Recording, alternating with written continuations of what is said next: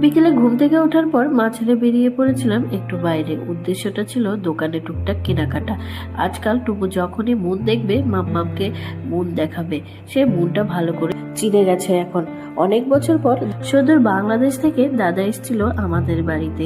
নিজের আপনজনদের কাছে পাওয়ার অনুভূতিটা যেন সত্যি আলাদা ধরনের। এদিকে টুবু মামাকে দেখে একদমই চিনতে পারেনি। সে মামা অনেক চেষ্টা করেও তাকে কোলে নিয়ে রাখতে পারেনি কিছুক্ষণের জন্য। অন্যদিকে ভাইপো ঘুমিয়ে কাদা। অন্যদিকে আমার দুষ্টু ছেলে কিন্তু তার দাদাকে খুব বেশিক্ষণের জন্য রেস্ট নিতে দেয়নি।